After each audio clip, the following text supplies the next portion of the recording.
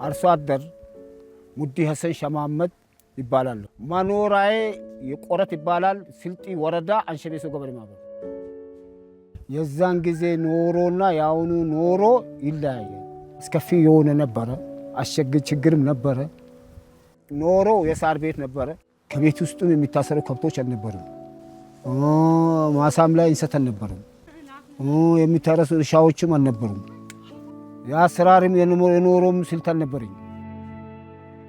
ሴፍቲኔት ከመጀመሪያ በፊት ሰፈርም ቤትም ውስጥ ይሁን ብዙ ችግሮች ነበሩ።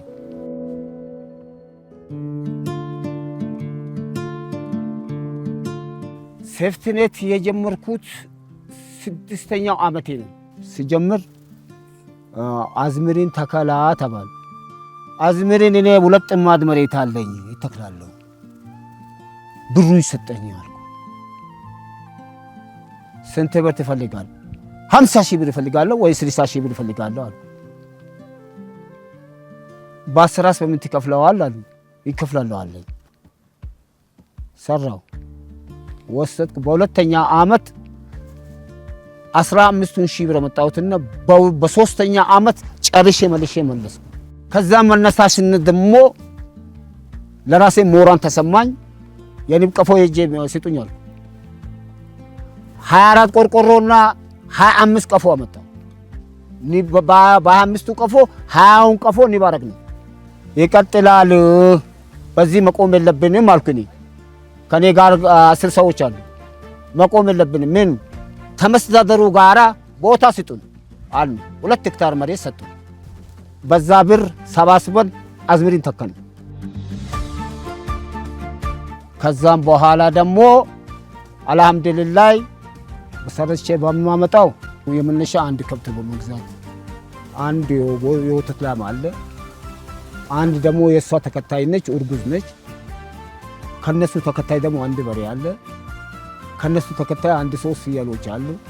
ከነሱ ተከታይ አንድ 30 ዶሮዎች አሉ። ስለዚህ አልሐምዱሊላህ ማለት ነው።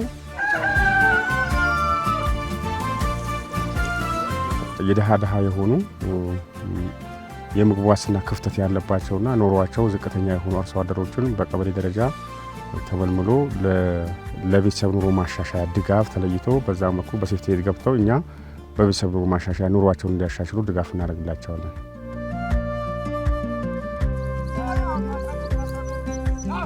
የስልጢ ወረዳ የኛን ከሰው እጅ ለማውጣት ብዙ ድጋፎችን ያደርጉልኝ። በጠየቃም ላይ ይቀርባሉ፣ ይጠይቁናል። አንድ ወረዳው ይሄንን ለኛ 25 ቀፎ ማለት አንዱ ቀፎ ማለት ስንት ሺህ ብር ነው? 5,000 ብር ነው፣ 4,000 ብር ነው። ገንዘብ ከፍለን አይደለም፣ ራሳችሁ ሰርታችሁ ለውጡ ብሎ ነው። ከገበሬ ማህበሩ ባለሙያ ጋራ አያይዞ ከነሱ ጋራ አያይዞ በየሳሳቱ ይጠይቁናል። ይሄን ሶናል ይሄንን አርጉ ይላል። ይሄ ነገር ያስፈልጋል፣ ቦታ ያስፈልገናል፣ ይሄ ነገር ያስፈልገናል።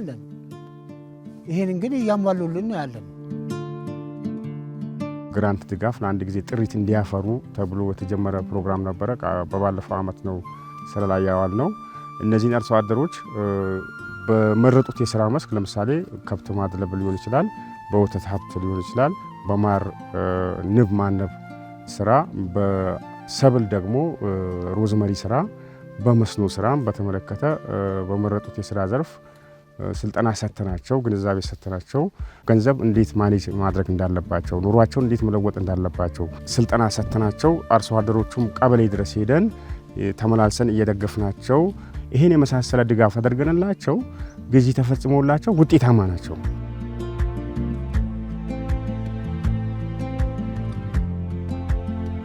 ከዛን ጊዜ ኖሮ ከመጀመሪያው ጊዜ ኖሮ ፍቅር ያለው አሁን የተጣጣመም ኖሮ ያለው አሁን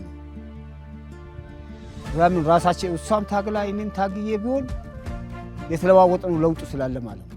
ያችን እየሰራው ያመጣው ለሷ የሰጣው ትምህርት ቤታቸውንም ልብሳቸውንም እየቀየሰች እያለበሰች ኑሯችን የተለዋወጠ የተሻሻለ አደረገ።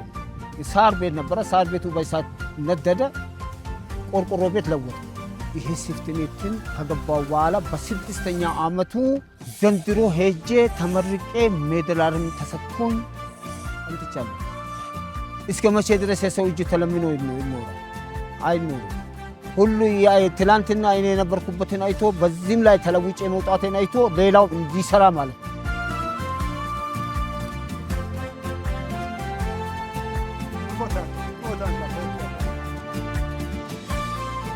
የወደፊቱ እቅዴ ከማንም ንግግሩን ከማንም እጆታ ከማንኛውም ነገር ራሴን ችዬ ለመውጣት ነው የምፈልገው። ከብቶቹንም ይሁን በሬውንም ይሁን ወፈኑን ላሞቹንም በጎቹንም ይሁን እየጨመርኳቸው ከፍ ያሉ መሄድ አለባቸው እንጂ መቀነስ የለም ማነስ የለባቸው።